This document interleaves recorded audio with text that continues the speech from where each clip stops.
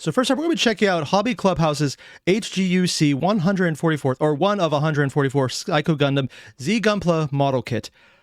I don't know what we're going to get into here other than it's going to be a freaking Gundam, man. It's a Psycho Gundam, so it's the giant-ass monster Gundam that makes other Gundams look like regular tiny humans by comparison, and it has all the Psycho frame bullshit that I'm not entirely sure was invented for the Psycho Gundam, but it was definitely the most famous in it, and then went on to do other things like Unicorn. It became a founding element of the entire original Universal Century series for Gundam, right up there with new types in general, because they were more or less connected. Welcome to the Clubhouse with a review of the Bandai high-grade Universal Century 1144 Psycho. Okay, you know, considering it's 144, I should have known it's huge, but look at that freaking box, man! Like, you saw his hands on it. Like, that is chunky. Like, let's just go back and see just that comparison quickly. Welcome to the Clubhouse with a review. Human hand. The box. Review of the Bandai high-grade Universal Century 1144 Psycho Gundam. The long-awaited release of the high-grade Psycho Gundam Mark II has led to... I have no idea what currency that is. I'm assuming yen because it's, Bandai. What would that be? $100? You know, I'm so used to Games Workshop pricing that actually seems cheap, and I hate everything I just said. a surge of... Wait, Infernox, I should see the new G-Quux Psycho? Ooh. G-Quux wasn't a perfect show. I think it was actually a little too short, oddly enough. And the ending felt a little rushed, especially because the early sections were very taking their time and kind of slow. It had good bones, but it probably wasn't the best execution, but I did quite enjoy it. People also becoming interested in this OG Psycho Gundam by association. Oh, that also looks pretty. To be fair, it's just a really cool suit. I mean, it's just a giant Gundam. This is a companion review to the Mark II whenever I manage to get one. Does it actually transform when you actually build it? Or is it like more single pose? If you bought the Psycho Gundam precisely because of the Psycho Gundam Mark II, then you may have noticed that the two MSs look nothing like each other. And that... Yeah, that's just a giant black Gundam. The Psycho one has a few more extra bells and whistles that definitely look cooler. The defining feature is they have the giant splooges in the middle, right up down the chest. I'm really not sure what they be because they're not exactly vents. Also, I'm being told that's $86 USD. That's so roughly $70. Yeah, I am definitely broken by Games Workshop pricing. That doesn't just sound affordable. That sounds downright cheap considering that's like 5 regular 32mm size models for GW. That's goddamn. That has to do with where the Psycho Gundam came from in the first place. So, the Psycho Gundam was originally designed by Katsushi Murakami, this man right here. And this was his original sketch, which was later slightly cleaned up by Kazumi Fujita. Yeah. Murakami is a legend in tokusatsu and classic pre-Gundam era super... Yeah, that would do it. That's all the Transformers Power Rangers style right there, man. More Power Rangers than Transformers. Although I guess that Power Rangers is what you would call it in America because they redid everything and made it a single story. So, wait. I'm assuming Super Sentai and Tokusatsu are the same thing. Am I incorrect about that? Chat will let me know. Robot circles. Particularly, it was his iconic designs that graced numerous Chogokin robot toys that sold massive numbers. Yeah. And that made him a big deal for Bandai. I mean, if you look at the Psycho Gundam next to the Daitetsujin 1-7, both designed by Murakami, I see it. You can definitely see the DNA of his designs. Look at this and tell me you're not thinking of the meme from The Office. I don't even need to say which one. I do not need to. Look at this and tell me it is exactly what I think it is.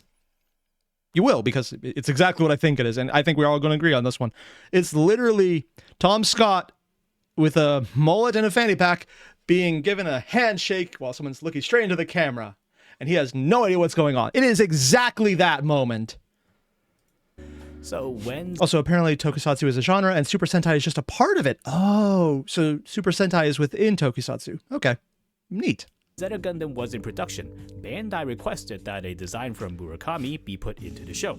And what we got was this draft design for a mobile suit which didn't yet have a name or not. I mean, to be fair, It kind of just looks like a generic Gundam. It's just in the show, it's huge, and it's used in a unique way. Identity or anything. It presented a bit of a problem for director Yoshiyuki Tomino because, well, this looks nothing like anything else designed for the show. The main Really? I mean, it looks like main series hero units, not the enemies that are more organic shapes. Organic in the sense that they have a lot more curves to it. Designer for Zeta, Kazumi Fujita, who cleaned up the Psycho Gundam design, gave us radical designs of interweaving geometry and shapes that merge and add into one another and change their contours as they move. Murakami's signature style is far, far different. Brutal. His designs can be understood if you take any of his work and then flatten it onto a 2D plane, and that'll give you a tapestry of geometric shapes and colors. It's audacious how he builds his designs up with all that basic geometry, but I'm sure you can see the magic and allure of it. The problem remains that this looks very boxy, almost like the Sid Mead style. I don't know where this is from. Like, unironically, I don't even recognize what franchise this design aesthetic would be related to. Heavy emphasis on clamshell effects. I don't. It could be Turn A Gundam for all I know, because that just went all the way weird. But I have no idea whatsoever. I don't. Like this, you just see this and think regular Gundam. Except, this does not have that design language at all. Of a lumbering robot. And, in the end, director Tomino got frustrated. They get to have their meetings on a board filled with toys. I am so jealous. That's... Also, being told that's the Saturnine? The Saturn? Yeah, I don't know what that is. And I'm being told it is Turn A. Oh, okay. That makes sense. That's the one I know the least about, but they had a very different design aesthetic to it. You see, Bandai wanted Murakami's designs in the show because they thought his designs would sell toys. Did they? And because Bandai were the sponsors, there was no way for Tomino to refuse, and they just had to figure it out. Tomino's final answer was to make the Psycho Gundam into a backhand slap to Bandai. He made it a big lumbering giant that threatens to crush everything standing in its way. That's a metaphor for... And yet somehow I think it actually is better that way, because as a giant, brutalist, crushing monster, it kind of fits better that way, because it makes it more threatening and unique, and having something that doesn't look like it's going to move fast, not move fast, makes it feel better. I kind of like that he did the backhanded slap better than if he was serious about it. Bandai throwing their weight around and ruining everything in its path. And yet, seriously, might actually be the most famous thing. What the Psycho Gundam is. It's a 40-meter f*** you. So, if you ever wonder why the thing looks like a normal-sized Gundam but just made really big just for kicks, it's because it really wasn't designed to be so big. However, the ending for the story is that things turned out really differently from Tomino's original intentions. And I'll be the first to admit, it kind of is now one of the things you remember. It's like, yeah, no, that makes sense. This is actually kind of iconic at this point. I went on the entire little mini rant about how Psycho Frame in general became such a defining feature. And if this backhanded slap of giant, powerful lumbering and destroying the people inside the cockpit, maybe spoilers for a 30, 40-year-old series at this point. Not actually sure when Z came out. Yeah! They gave it a good enough story that it kind of is iconic in a way that some of the other mobile suits and other franchises just aren't. Also, it's giant and fuck off when you actually have it. The Psycho Gundam was well loved by fans and became a key pillar of Zeta Gundam iconography, and it's an icon of 80s animation. It was 80s, wow. That graced the cover of November 1985's issue. Damn. Honestly, I thought this was newer. I thought this might be 90s because it looked very clean. Not great, not super clean, but it had enough solid animation that actually moved on screen rather than just doing movement frames, specifically holding a still pose, but then having the background do light effects next to it to make it look like there's movement without actually animating it.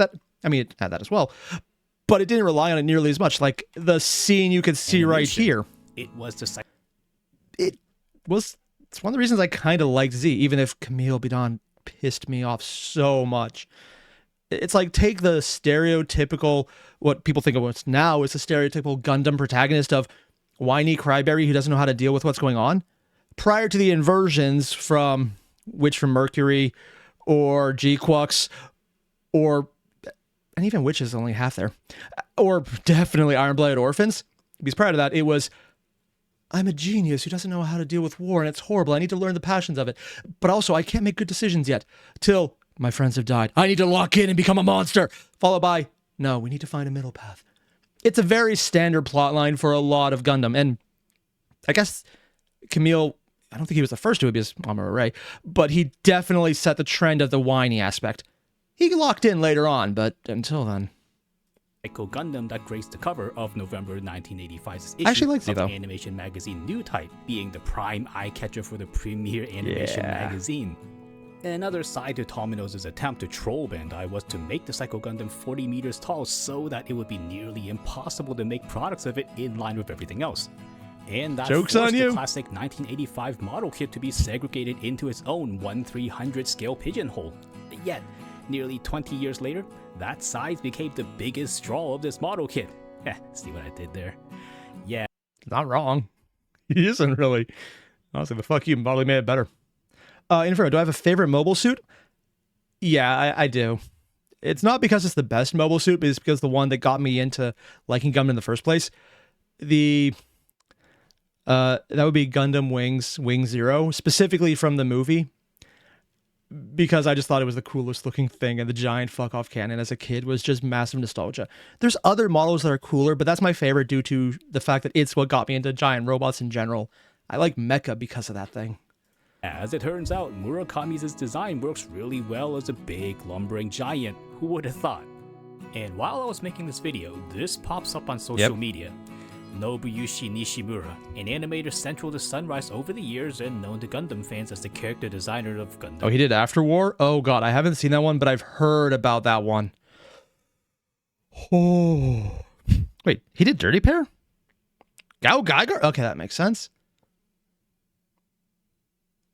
Damn, there's actually a lot of here I recognize. Some I don't, but a lot I do. Made this reply to an innocuous post stating that he remembers during an animator's briefing that they were told to draw the Psycho Gundam bigger than in the settings. So that's proof again that it was an intentional thing to make the MA as big as they could. Yeah. And now you know why. So that's what we have here. A supersized Also, every time you see it, I think it looks a little bigger in each setting. It's kind of awesome. robot. The HGUC Psycho Gundam was released in August 2004. And in So this version, that is the updated version, is 20 years old now. Huh. Bandai's packaging is solid because I would have thought this is a perfectly adequate amount of packaging that looks perfectly good right now. Also, good on this guy for holding something in that good condition that long. That's impressive. Initially sold for a price of 5,000 yen before taxes. This was quite the steep price back in the day, but the Psycho Gundam Mark II doubles that asking price 2 decades later. The box art is illustrated. This was a steep price. Considering Games Workshop hadn't gone, no, never mind, 2004 is when they started fixing their line. No. This is still a ways away from them fixing it, so yeah.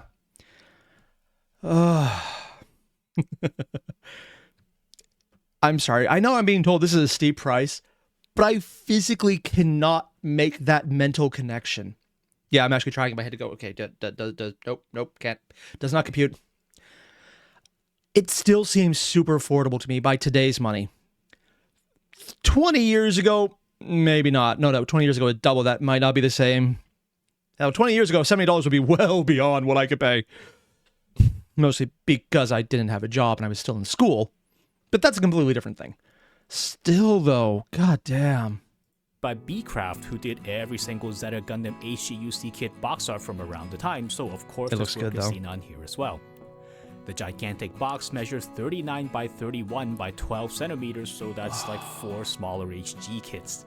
We don't see many HG kits in this box size, so it's always Wait, there's interesting others? to see these How in many stores. giant models are there? The side of the box tells us that this is the 49th release in the HGUC line, and everything else is repeated from the front of the box. Wait, so it's the 49th model in the line? Or is it the 49th of it even produced? That's just something I don't get. Like, are there 49 other things in this size category? Or are there a limited number of this model even out there? I don't know. The The other side is exactly the same.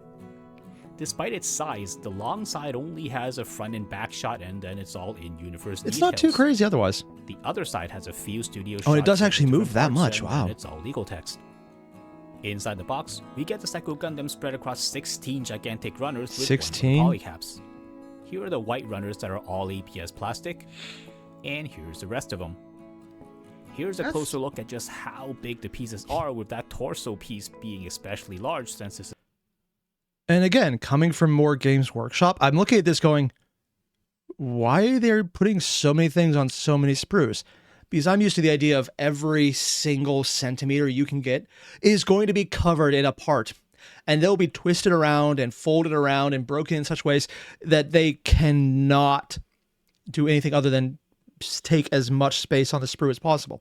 And these are just very spread out. Like if this was something I'm more used to getting off sprue, it would be 3 times as many parts on here, including things in the circle, things around here, a couple here, and definitely in here as well. Like these would probably all be within this corner right here. This is a very different design aesthetic. I wonder if it's easier for them to print it or arrange it this way, or if maybe they're using a plastic that is just more affordable. Is it a shipping aspect? What makes this justifiable price-wise? Because their prices are obscenely good. Or maybe it's due to import or export differences in price controls? No, probably not. It could also be that in Japan, it's more affordable because they have a better pricing. I don't know. And there's also dates of, it could have also gone up by now. There's definitely something I'm missing on the economics of this. Mostly because I'm terrible about economics. I just get lucky with it. This is one continuous thing. And here's something really odd. The yellow runner here for the blade antenna, this is made from polyethylene. Wait, so what? it's the same stuff as the polycaps, which is to say, you can't really paint these. Why not? Of course, Bandai wanted the flexibility to protect them from snapping and breaking, but the thing... I mean, theoretically you can paint them. You just can't ever bend them because it'll show cracks right away, and then you'll see the original color under it. Yes, this is a solved problem. Other kits of the time, like the Marasai here, has a flexible antenna, and... Oh, and Croc, you think it's molded, not printed? No, you're right. I mean, I know they're molds. I just always say printed because I'm in 3D printing mode. I know it's not what they use. I'd be surprised if it was, since it's older than I think that technology. Yet this isn't made from polyethylene. This is a blend of softened polystyrene, which does play nicely with paint. So it's not clear why Bandai opted to use polyethylene on such a prominent part of here, which can't be. Maybe they assume people would bend it more often? Also, I'm going to pull up some of these details because this is interesting. So let's see. And Croc, look away. Don't let cool plastic toys take over your house. Wait, too late. Yeah, I'm aware. I'm aware. How plastic works. The plastic is fragile. It cannot put so many details in one plate. True. But also, I've seen Games Workshop put a lot of details into a single plate. So I know it's possible. And they've done that for at least a couple decades. It was around the time this came out where their process started getting much better. I think a little after this, but it's still close enough. And Siren, you mentioned closer to the factories that make plastic figures, so less shipping costs added onto it. Maybe, but... And Croc, wait, 3D printing was invented in 1984? Really? Oh, I thought it was late 90s, early 2000s. Oh, I was very off about that. That's kind of fascinating. Also, I just realized the obvious answer here. It might look like it's affordable to me because there's the difference in currencies, meaning that the exchange rate is more favorable to my end than theirs. Although that could always change, but that would make it easier for someone else outside the country to purchase things, so it looks obscenely cheap by comparison. Maybe that's the case. Painted. Then there's the ABS, of course, which makes up all the joints of this kit. Now, to be fair, I've personally never seen widespread talk online about the ABS parts on this kit breaking, so maybe it's not a huge problem here. You would never risk painting these, because if you're trying to do white, you will fuck it up. Sorry, it's a personal problem I have with white paint, so I was like, we have things that actually look white, they're good. Oh, thank God. When I say paint, I mean like changing it to a different style of white or like painting over a different color because just, it's not worth it, man. Really painting white is never worth it. Kit to kit. Nonetheless, ABS always poses some risk a lot of connection age, joints. And Bandai stopped using them for good reason. Oh, really? The polycaps here are a curious set of PC-129. They're all slightly bent. The name means that it's a general set of polycaps for different kits to use, but this set has only been used on the Psycho Gundam. Oh, so they're generic, but they're just not enough to be generic. The Psycho Gundam, the Psycho Gym. So if you lose any of the polycaps on this runner, they're not easy to replace. Oh. Then you also get a bag of screws here, which are quite normal for a larger kit. Then we get a sheet of foil stickers with one here for the eyes. Oh, that's how they do the eyes. These ones here go onto the top of the chest. For the glowing These sections? Go a bit lower onto the sides. These go onto the hood on the back of the MS. These are for the shoulders, one for each side. And then these are for the front of the ankles, one for each side. On this kit, even the instructions are made a bit bigger than normal, and you can see it right here next to the one from the Act Guide. It also comes in a staple booklet, and that's something special as well. They don't usually staple them. Inside the instructions, we get all our studio shots on the back side here, and all... No, they probably just have them on one plate then. Okay. Also, Duck, you mentioned G-Dubs uses a mix of PS. I'm not sure what you mean. Also, I think I'm a little further over than usual on this camera for some reason. Ah, wrong button. One sec. There we go. That goes together with the color guide at the bottom. Then the inner color pages are for the runners. So you know where everything is. Nice. Then the middle color pages have a breakdown of the Psycho Gundam along with all the flavor text for everything. It does look cool. This kit also has the HGUC redesign sketches done by Hajime Katoki, but without any additional comments from him. The last two color pages are for instructions. How to move it! And then all the black and then how to build pages it. Are for assembly instructions, as you would expect. After a bit over 3 hours, we have the Psycho Gundam all put together. This is a large kit, as you surely know, and I can't even fit it into the frame without exposing the sides of my shooting boots, so that's why the sides here are cut off. No, but it's big, but seen through the screen, you might really think it lacks a sense of scale. We have big, uninterrupted surfaces like this rather shocking one on the back of the shoulders here. And these yellow blocks on the front skirt and the areas around it aren't any better. Big and big. But that also is kind of what it looked like. On the other hand, considering the video we watched yesterday about the Gundam people who would just go absurd with their customizations and just doing crazy things on their own, I'm looking at big open flat areas as honestly a canvas that someone who's really good at alterations and design work could have a lot of fun with. Air surfaces like these really kill the illusion of size because we'd never built something that big in the real world with a single continuous piece of material.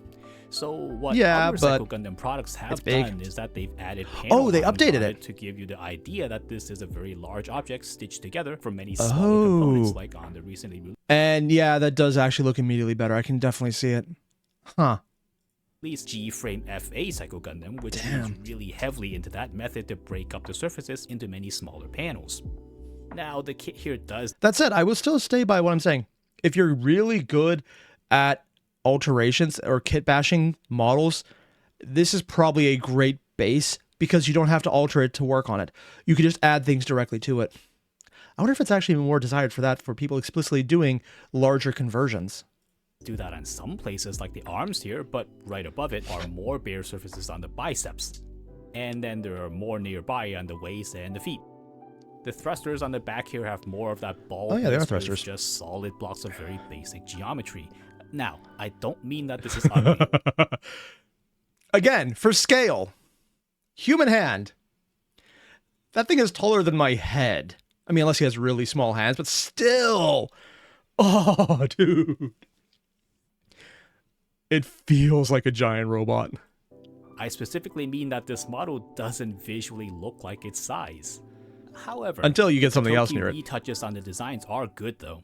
What he did on this kit seems almost laughably trivial to us because it seems hard to imagine the design without it. But what he did was he made the shoulders bigger. We can better understand the effects of these adjustments if we see what it's like when it's not there. Oh? This is the Mobile Suit in Action Psycho Gundam. It's a fine action figure, but it came before this new Katoki retouch. Side by side, notice how the HG kit has larger shoulders.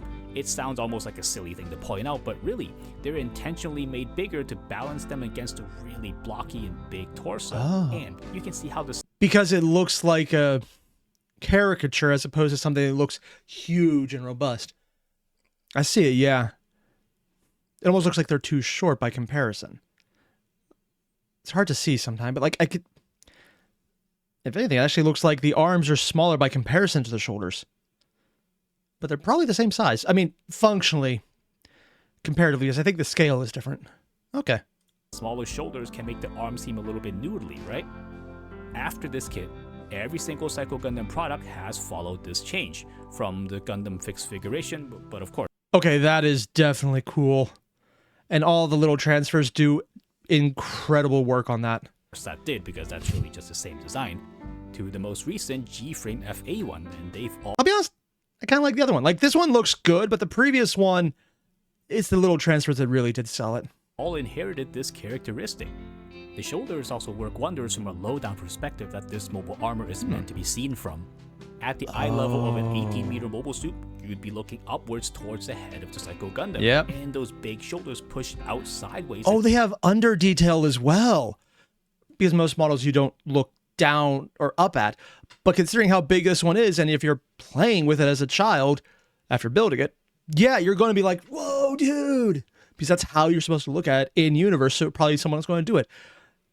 I know so many models that just don't attach anything to lower sections because no one's going to see them. But here, they actually went in for details that almost extraneous, and it's cool. It's like when you see a model that has pieces of molding and art detail underneath armor plates that'll cover it up and seal it in, just in case someone wants to see it. It's just neat. Fight against the upper torso that's shrinking through the perspective, and it makes it more imposing and intimidating. Now, I know it might sound like I'm grasping at straws here, but trust that makes me, sense. that if Perspective it is isn't a there, thing. you'd really notice it now after seeing what it looks like with the bigger shoulders. For colors, we knew from the stickers that a lot of the yellow lines aren't done with part separation, and this wasn't so strange back in 2004. The kit gets the main beats right with coloring, like the beam cannons on the front here being done in red. Oh, they were beam cannons? The head is mostly colored, though the eyes aren't, and that's why I have the eye stickers on. The front camera also isn't colored. I hate stickers, though. Like, they look good when they're done well. I'm not coordinated enough to attach them myself, so every time I try, it's like, oh, it's so far off, I will tear this trying to fix it. Fuck. Yeah. If someone else could do it, great. I'm not that person. Something worth mentioning, they look good when done well. The red coloring used on this kit can look a little bit light, and it can even look a little bit cheap. Really? Now, it's not cheap, I kinda see it. There's nothing wrong with the quality, but the coloring of it happens to give off that impression, which is an unfortunate side effect of this particular hue of red that this plastic is dyed in. I think overall...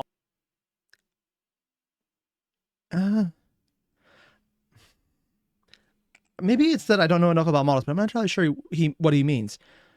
If anything, I'd say this piece right here would make it look cheap because it looks a little soft in the details right here, where the rest of it are distinct enough. And this piece, it's sharp enough, I wouldn't think of cheap. But this is the one that would make me think that, just because with how the light is shining, it looks like they tried to include detail that just didn't come out. Maybe that's the point. Even without the stickers on like this, you'd agree that it's perfectly acceptable as a rendition of the Psycho Gundam that we'd be perfectly happy with. An oddity here is that the top of the thighs are supposed to be white, and we have the joint parts. I'm going to skip ahead a little because right? I do want to see some of the jank. jank. Reason, as for the not so good parts, this kit certainly has a few. For the seams, there's a really ugly one running along the forearms on the back here. And he was talking earlier about some of the stuff that's a little off. Yeah. I'm not going to spend so long on this because I don't really like getting into the details, but some of them... Frame parts on the legs and the back here have a lot of geometry where they could have hidden the seam line, but... Oh, so when you're designing a model, you want to put it in a place that'll be covered up by something else. So literally rotate where they cut it. Would that change how strong the model piece is? That's actually something I'm not entirely aware of. I'm going to cut ahead to the hands because these are so detailed. I want to see it. If you're looking at it from a distance, you don't always see them. But what's way, way worse than the shrinkage are the wrists. These are one of the worst parts on... Ah, yes. I too understand why shrinkage is such a problem. I think most guys would understand that it's a very difficult thing to interrupt.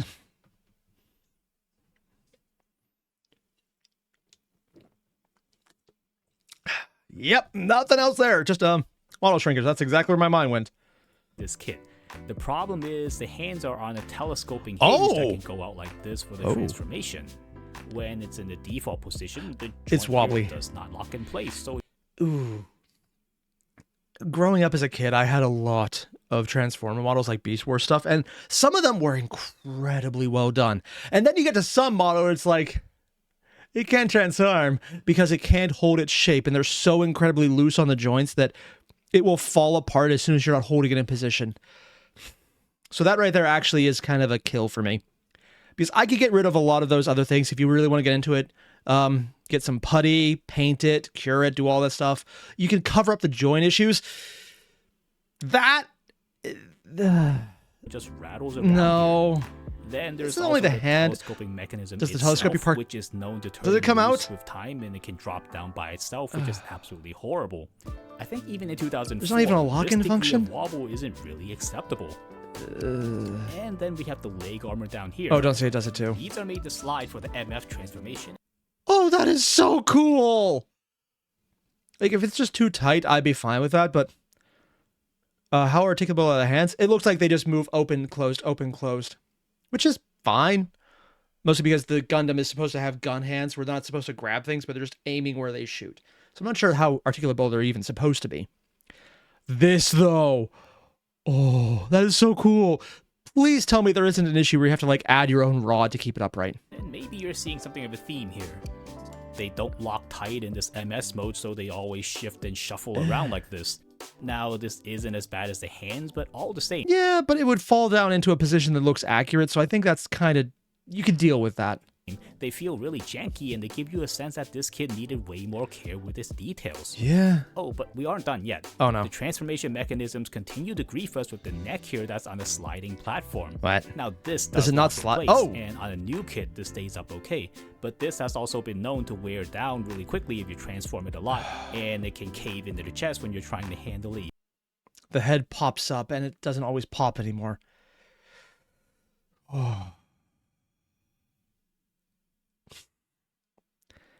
It looks good without a neck because it's such a chunky figure, but just that little knowing would kind of bug me. Even normally, we're actually going into detail on the hands, though. So they have a ball joint down here at the base, and then the one palm bends a little bit higher up. The segments above that are joined together, and the benefit of okay, so it's 2 out of 3 knuckles actually bend on that, so it would do one first. Wow, it's very hard to just do a single knuckle bend. Huh. Maybe it's just I'm not very articulate.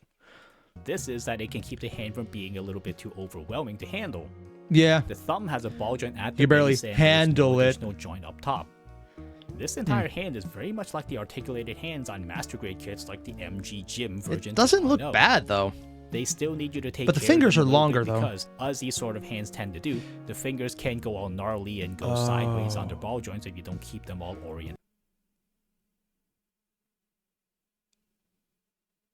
Nope, I actually prefer less articulation to avoid that. That actually would bug me. Unironically, this right here actually causing me pain to look at. Did properly. Sadly, the fingers don't fit the high-grade beam saber effect parts, nor do they fit the larger master grade ones. So there's no easy way to get any beam effects onto the fingers here. This is the main functional weapon on this kit, and it has no other handheld weapons. Yeah. On the head, we have a little bow. Wait, it doesn't have the beam aspects for the chest as well? I thought those were freaking guns. And the face part here can actually swing open. Ooh. And inside, we can see the cockpit doors. This is a very thoughtful addition, and you almost need a decal for it, though, to show like a different coloration, because otherwise you wouldn't see it. That said, if this was all a solid color and you were painting it yourself, I think this would be perfectly acceptable, because you add a gray tone here and then dry brush around it, and that'd be very easy to paint. In fact, it would stand out better for everything else black around it. Even though it's such a small thing, we did see this in the animation, and we certainly do like seeing it here on the kit. And having this can keep the kit from being too bare bones. Little details like that are my favorite. The eyes are actually on a separate piece from the rest of the head, so it's actually really easy to touch. Okay, that right there is probably the coolest thing I can imagine. Because if you did want to just put the transfer on, that would be so easy to paint on its own. Like, unironically, I'd almost want to specifically take this part out in separate... I love this. No, because if you were painting this specifically, not using the transfers, that would be so easy. You paint everything around it one way, and then you just dry brush lightly on to give a raised highlight to it, so it has a glowing effect. And you do one dry brush from one color, or from the downside up, another color from the downside in. You have a two-tone glowing eye effect because they're raised aspects, and it would be covered over because it's in there around shadows from the sheer way it's this is perfect. It would give you such an easy way. I'm not sure why more models don't do this for large things where the small details are actually removable so you can then contain everything around it. As long as you don't build it first, it would be the problem. But when it's like this, that's so brilliant. Up the eyes, even if you're only using markers and very rudimentary tools. Yeah, it's a easy to paint too. And that's why I put these raised items are really good for dry brushing. Comments again about why I don't put any stickers on. The blade antennas here have a bit of a hinge showing in the corner here, which is a little sloppy, and I really wish they could have tucked but it's equal on either one. Into the red piece.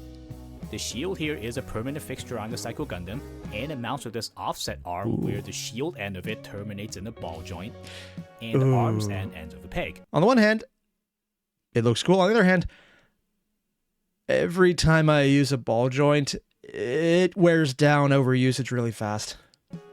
The ball joint lets you adjust the angle of the shield quite a bit. And because until of the it transformation, becomes worn down and doesn't work. Here are lined with these huge black panels, so it's not all hollowed and uncolored here. Underneath them, the surface is decorated with a lot of molded mechanical details, but the red color of it really hurts the realism, so the black covers on top actually make this shield a whole lot better. The vents on the sides aren't colored, and these don't have any stickers on it either, so this is how they're gonna stay.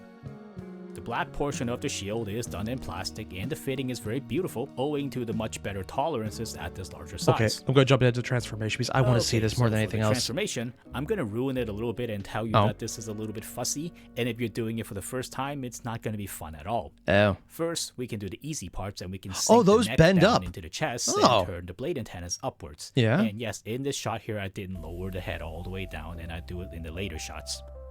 Then it doesn't always go all the way down? Above the shoulders and have them sink into the chest as well. The jank starts to creep in here because when this part is in the lowest position, it doesn't really want to sit up against the side of the head like it. On the one hand, I like that they move it that way. That is actually really cool. On the other hand,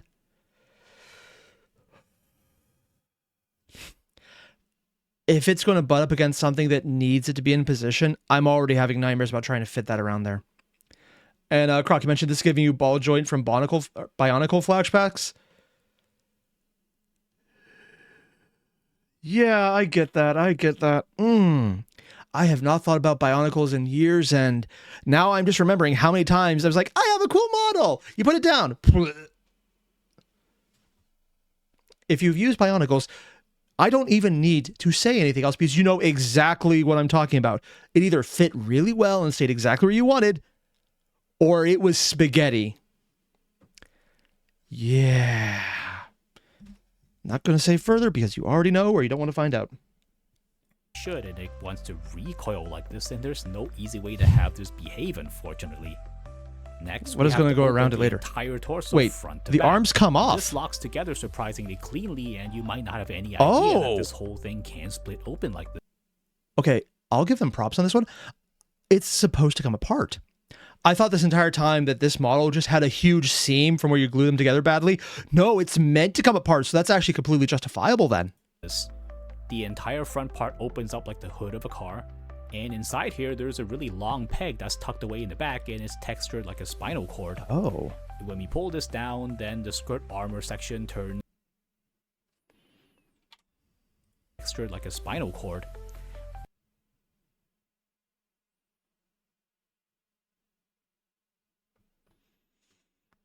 Yes. Don't you just love when the mechs come with their own extendable docking systems? Textured even. Ribbed for your pleasure of usage in a toy.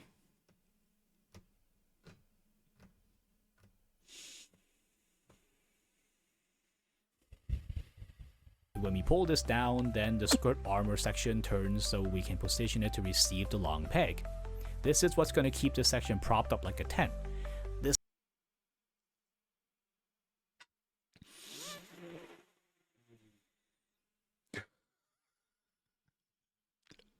The Gundam is tenting its torso. I'm just saying, man. Canonically, there is a female pilot the main character wanted to smash in there. Also, she was a really good character in general. And,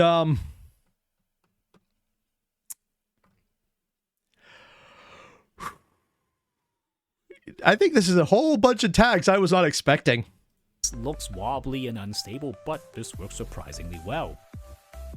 Next, we can flip up the hood that's on the back here. Oh, that's where it was. And this has a fancy two-part swinging arm that opens the front of the face. And it slides right in. Head.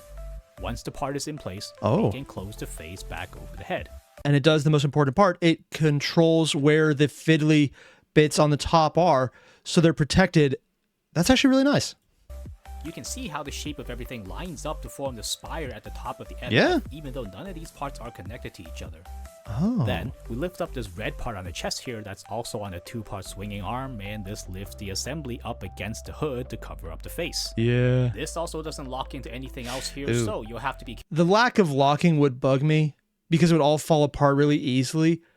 But I like where they're going with this. It's a lot of interesting details that I think are really well done. But they need some way to lock together, even if it's just like a small magnetic strip you added on. Careful not to shift this out of place when you're handling the mobile fortress. Next, we can transform the arms, and it's probably better to take them off like this and handle them separately. We want to pull out the hands at the wrist. I'll be honest, I hate having to take the arms off because every time I look at that, all I can think is it's going to wear down and eventually the arms will just fall out if you turn the model sideways. Here in the two-part telescoping mechanism. Oh wow, that actually comes all the way out on red. Inwards, and the wrist's telescoping joint gives us the range to tuck the hands up to the sides like this. Oh wow. On the shoulders, we want to pull out this triangular part on the biceps. Oh, they come out in two steps like this. Then flip up the panel on the shoulders like this. Next, we need to lift up the panel on the forearm, and the tabs on here will go onto the panel on the shoulders connect though to form a triangular contour.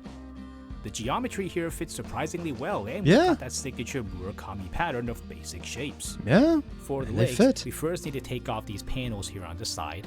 These are very loose and they routinely fall out when you handle the kit, so this basically will... So they're already loose, you do lose them, they fall out on their own. Yeah, that's going to be gone within a year. Just come off by itself. We can extend the thigh joints and drop them down. And the lower leg joints also unlatch and extend in one. But they also lock in though, which is nice. You need to open up the front of the panel of the thighs too to give everything the clearance they need. The lower legs is a mind-boggling jumble of swinging joints and offset arms, but and they ultimately slot fold in to bring this tab in the back here up to the thigh, then they go into here. And these don't lock, so this is just a guide of sorts. The armor at the front goes over the tip of the feet like this. Ignore the armor not being fully dropped down to the bottom of the foot. Here. And this all looks simple on camera, but I cut out all the fussing around, and these joints don't really make any sense, and they make me wonder if there really wasn't any simpler way to do this. The internal mechanisms are beautifully designed. Like, I love how they look. But the armor's usage, that's kind of jank. It's weird because on screen are two things I think look amazing and terrible at the same time. And Doc, you mentioned polycaps tend to have the same issue as ABS on ABS. So they wear down over time on each other. That's... it's like there's so many cool things here. But there's so many things that actually would piss me off actively. And that would just wear down unless you're going to pin your own models. Which, I mean, sure, if you're going to be at that level of kit bashing or conversion, you're probably already able to do that. But still... way to do this transformation. And the problem I could see someone just using super glue to say fuck this. The legs here aren't really locked in place or anything, so you can get this situation where you have to micro adjust every single thing to line up everything nicely. This can get on your nerves. But now that you see where it's actually locking up over top of it, it looks good enough. And it was a very blocky transformation anyway, so it's doing the job right. It looks a little better when it's all the way down. Bit because you really do need to nudge and move everything to just the right place yourself. And nothing locks in. In. How complex the leg frames are, you would think they would lock everything in a set place, and you wouldn't need to bother with this so much. To finish off the transformation, we need to split the shield into two halves. It does actually split. The inner surface can... Ooh. Ah, that's the connection. I have had so many issues with anything that ever involved these links. They are good if you put them together and never touch it again. The second you remove it once, it wears down so fast. Like I've had, when I was a kid, toys that transformed, but it wasn't a single piece, but had multiple pieces sticking together. After like a week of usage, one of these clips just came off and the other was a little sanded down because of how I was grabbing and not entirely latching all the time, to the point where it would just like be flat on one side, the other one's missing, and it's like, well, these aren't going to work. Oh wait, Duck, I misread because it was polycaps tend not to have the same issues as ABS on ABS. Oh, okay. And I think this is then before they went to solid polycaps, so like what they're doing now then. Okay, that makes it a lot better. Good to know. The inner Still, I surface can hate these flip out joints. onto the top, and they each have a clip that will find its corresponding latch to hold them in place. Then it's just a matter good of enough. replacing the offset arm, and we do have a second one for the other half of the shield.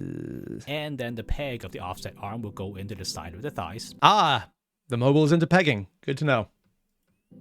And the clip at the top of the shield will lock into those ugly holes on the forearms that we saw Yeah. earlier. The hole that's for the shield connection can be covered up with this panel piece, Oh, so they put have that it, on but to it doesn't whichever come anywhere arm else. You has have to the add it hole separately. exposed. The legs desperately try to keep themselves up, but they do sag a bit, so that makes this mobile fortress mode feel a little bit sloppy. But the problem kind of solves itself with another problem, because this whole kit actually has no way of attaching onto a display What? base. It doesn't come with one, and many other Zeta kits of the time, like the Gaply and the Ashimar, came with this display stand which terminates in a slit, which is almost standard for Zeta kits in 2004. And strangely, this kit is not compatible with this. I mean, yeah, but at the same time, you just put a bar on top of it, like just stick a shaved down pencil on it, and it'll fit right in the gap. So it's not like it would be a big deal. So the mobile fortress must sit on a flat surface or some kind of platform that you make for Yeah. it, and the legs can't really dangle in midair either way. Yeah. So the mobile fortress is also quite hard to hold because many It's places big. will collapse or shift out of place and can't really hold. Not just that you can't hold it. If you grab the wrong thing, it'll move out of place and then everything's wonky. This is like on the edge of amazing. Ooh. Any weight, like the bridges on the arms here that will sag and fold once you push down on it. The torso can sort of be gripped here, but this can also collapse too if you hold it too tightly. You'll have to explore and discover your own way to grip this. It's so on the edge of perfect, but it's so cool, but it's so janky. How hard is it to get it back out of it, though? Its mobile fortress form pays its respects to the legendary. It looks design good, style. though. Like, it actually looks good. Onto the articulation, the head looks up a little bit, and it looks down hardly any bit at all. It can go all the way around with nothing getting in the way. Oh, wow. The shoulder armor can swing. Okay, I just like this on shoulder armor. No reason, I just enjoy it. The head moving around, though, all I can think is, if you spin that around like more than 3 times, it becomes just the loosest socket ever. Up, and that lets you swing the arms up a full 90 degrees. Oh, nice. They can swing all the way around with nothing else getting in the way. Oh, and they had the articulation under here, too. I know it was visible before, but I never actually realized that they had it so well done. I guess it would be a visible aspect, instead of just having a small little lever in the middle. The rotation here is up on the biceps, and they do go around a full circle. Nice. The elbow here can't even manage a 90-degree bend because of the crazy shape of the biceps, but if you move that panel up, you can cheat a little bit more bend out of the joint. But that would over time start wearing down the connection point here. Ugh. It's not horrible. The hands can rotate on their peg, and the wrist has an additional fold here. Also, Sturk, you're saying Lego is more stable than this? Some of them. Some of them are more stable. I have a lot of experience with Legos growing up where some of them were very loose because the connections were meant to be swinging doors, and then they repurposed it for things that were not swinging doors, and... Skip the fingers since we've already seen them before. The entire torso is one single block to accommodate the transforming mechanism, so you're not going to get any hip bend or any hip rotation out of this. It's going to be one solid thing. What? The front skirts can swing up. Well, we know they're interesting art of choice. That was the thing I wasn't expecting to see here. Upwards up to here. And the side skirts can swing up a very little bit. Ah, so we have skirt options. considering some of the earlier things that we were shown about this video. Okay, yeah, good to know that they always have the option to extend the skirt. There's 3 legs, let's put it that way. And the back skirts don't move at all. The legs can front be adjusted access on only. The ball joint. Oh, that's actually very forwards up to here, and they kick backwards a tiny little bit. I'm definitely getting the impression this works better in mobile suit form than it does in mobile fortress form, but it does at least try to do it, so I'll give it credit for that. The knee bend is a little bit sad, and this is as far as it's gonna go. But theoretically, if we exploit the transform mechanism, the legs can get a bend as far as this here. Oh wow. The ankle armor can be adjusted. Not bad. And the seen a lot of feet models ball joint lifts the feet up and down like this.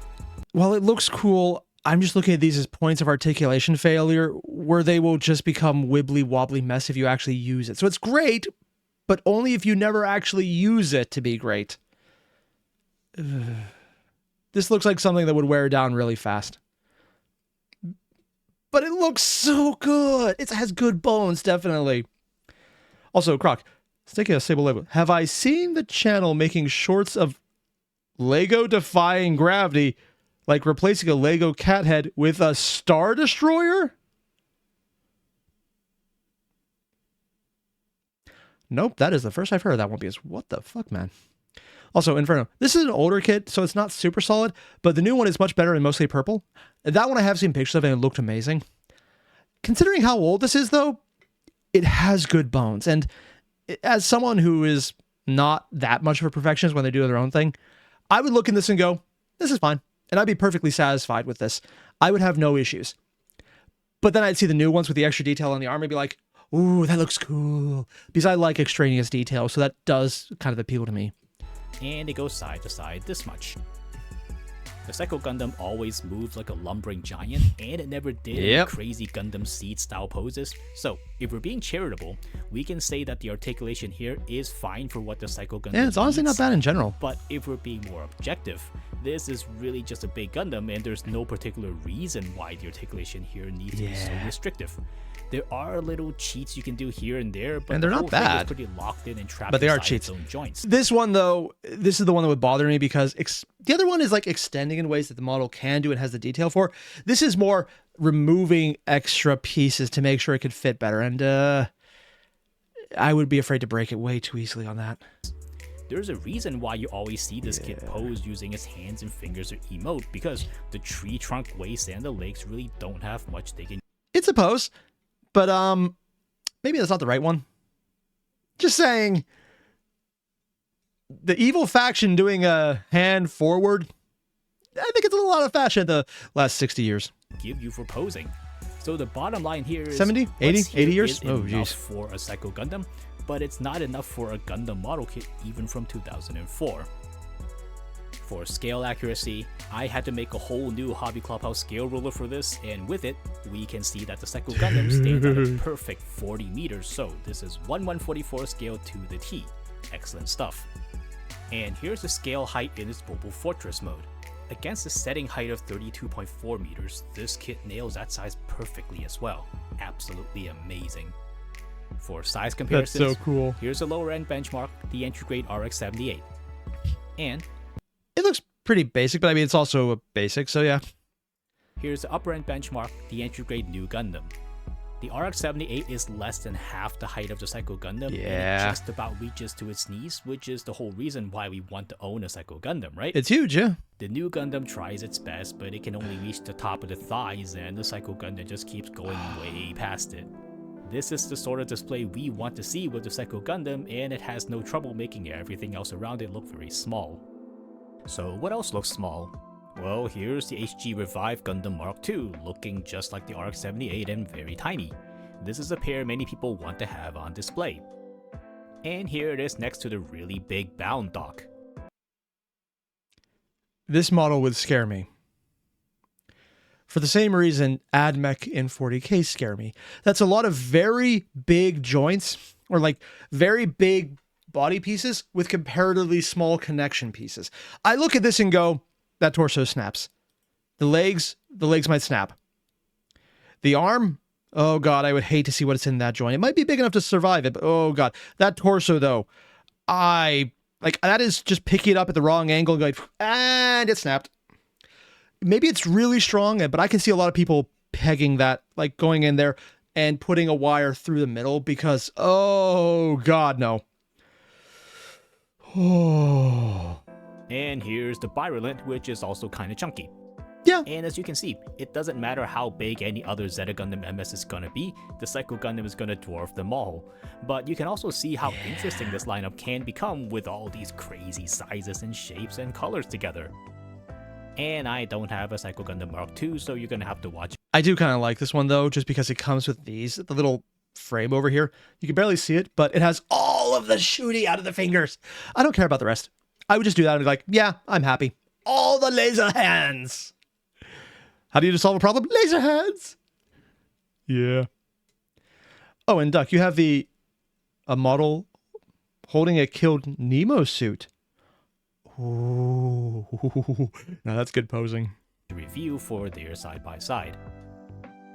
With all that said, here's a Hobby Clubhouse 3-point verdict on the Bandai high-grade Universal Sentry 1144 Psycho Gundam. Honestly, it is fine. Number 1, jankiness is rooted in the transformation. Yep. Almost every criticism I've raised against the Psycho Gundam in this video falls under some accommodation made for the transformation mechanism. From the rattling hands, to the head platform that can accidentally sink down, to the leg armor that isn't locked down. It's shaky and it's unstable, and all of this is to allow the transformation. And the difficult question is this all worth it? And I think the answer is no. I mean, sure, the transformation is a very important part of this kit, but they can't just put the cart before the horse and have the MS form be so janky like this. And it's not like the finished Mobile Fortress is now perfect because of all that sacrifice. It's hard to grip without shifting something. Oh, this actually bothers me to look at because those are actually locked in, so they're bending in wrong ways there. Like right on the connection point, which means they're probably not going to over time be able to do that and stay up. Because it'll try and fall in more. Out of place, and those legs can sag and slip down at any moment. Not the worst one, but it does it. You also have to make small adjustments to align everything when they go out of place when you hold the kit, and there's no convenient way to mount this kit in flight. I think the transformation aspect of this kit was just far too over-engineered, and I'm sure there could have been a better way to achieve all this without giving up so much stability to get us there in the MA mode. Maybe this aspect of the kit was just a little bit too ambitious for 2004. And are there models currently out that have that kind of transformation that are just more well done now? And was this a very advanced model for the time because of the transformation or not? That's something I don't know nearly enough about production of, well, transforming robots for Gundam at this time period at all, so I just can't say. I know they have had a lot of transforming models since the beginning, but, like, at least in the TV show. But how were the models looking for this? I know Bandai did Transformers as well, so there was something they could have done already. But how good were they by comparison? You don't end up liking this kit, I believe the jankiness may very well be a big reason why. And number 2, it pays its respects to the Psycho Gundam. Okay, so maybe as a model kit this thing has its shortcomings, but as a character model it certainly has its merits. It looks right. Because with this kit, for sure, a lot of people will be buying it specifically because it's the Psycho Gundam. Yeah. And the quality of the kit is not the primary consideration. So on that front, this HGUC Psycho Gundam is good because it preserves the Katsushi Murakami roots in it. It looks like the Psycho Gundam. And most people are probably not going to transform it, honestly, so a lot of the issues probably won't matter. Using the G-Frame FA figure once again as an example, it's a... That said, that does look so much better as an actual toy. Fine product and even avoids being under-detailed like on our kit, but I think we can all agree that it loses the purity of the lines and the geometry of Murakami's original design. Yeah, but when you're looking at it, it feels better, and I think that might be more important. Because if there was ever an updated Psycho Gundam, it would probably look closer to this. Once you know the man behind the design and his... Also, Croc, I'm just going to pull up your comment because I think this actually is important. As you said, an off-brand transformer for that period with this level of transformation, but it had metal joints to make it possible. Oh, so there were things that could do it, but they went metal instead, which probably was a lot more expensive. Because I've seen some of the transformation stuff and the transformers that are off-brand. off-brand because they're done in such a way that I don't think Bandai would ever want to pay to make something that detailed. At scale, it probably would become unfeasible. Style, and how this is Tomino's big, grand, defiant you to Bandai, then you will ask the question, does this kit embody all of that? And my answer does, would be yes, very much honestly, so. the box looks great. That's wonderful. And number 3, this kit is hard to recommend today. Because there's newer, better ones? Point number 2, I don't think this is a kit I'd recommend to most people today. This kit isn't as absurdly expensive like new kits are, but it's still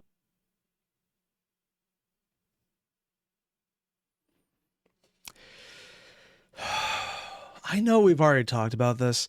I've already brought it up. But that's the equivalent of less than $70. Maybe a little more after tax.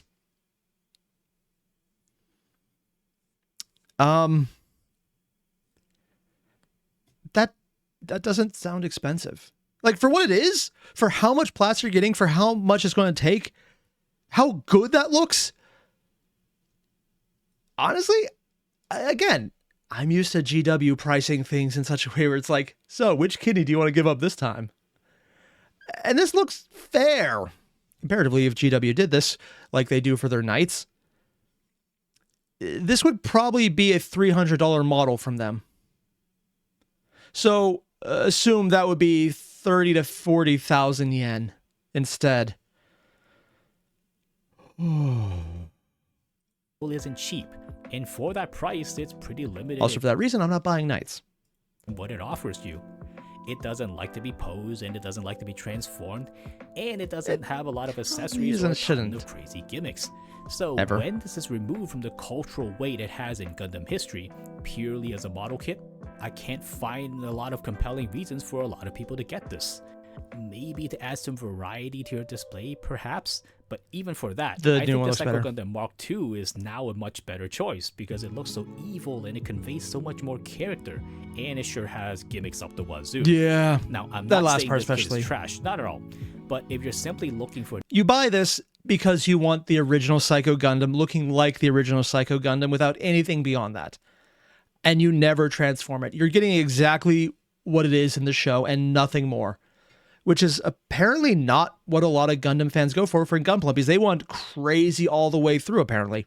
And goddamn, have they got models that can do that now. Yeah. Interesting model kit to enjoy, there are a world of options at this price point, and the Psycho Gundam really just isn't very competitive in this realm against them at all. So that's a review of the HG Psycho Gundam.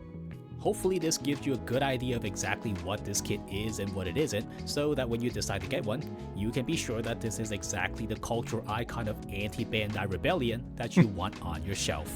That somehow became very much something Bandai was okay with. Thank you so much for watching. Support this channel by becoming... Seriously though, that is so cool. Like, unironically, everything about this is just me looking at it going, I see the issues, but damn, for that price and for what it can do and how detailed it is, for Gundam, it's not as detailed as it could be. But for anyone else, it's really good. So as much as he's not recommending it, if you love Z Gundam and you love that storyline, I could see this actually being a way more influential model to you. That's something you're actively going to search out. Because if you want it to look like it did in Zeta specifically, yeah, this is probably the better model, actually. In fact, while he's talking more on a model end, I'm looking more as an actual reference to the show. Well, I personally want to do it because I like the more detailed one, or I like the second version that is purple and all over the place. This is what was in Zeta. This is exactly how it looked. It didn't have all of the detail. It looks perfect. I think for that reason alone, it's more of a fan piece as opposed to a gunpla piece. And for that reason, it probably would have been better if they didn't have it transformed, because it would just be the model itself, and that would have been fine. But it's so good for what it is. And it's 2004, man. It's also historic at this point.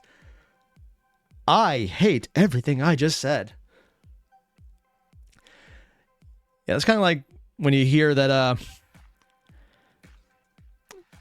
the song Smells Like Teen Spirit is classical music. AC/DC is historic. Guns N' Roses are somehow still alive, which honestly I don't think anyone would just believe in this first place. It's like things like that.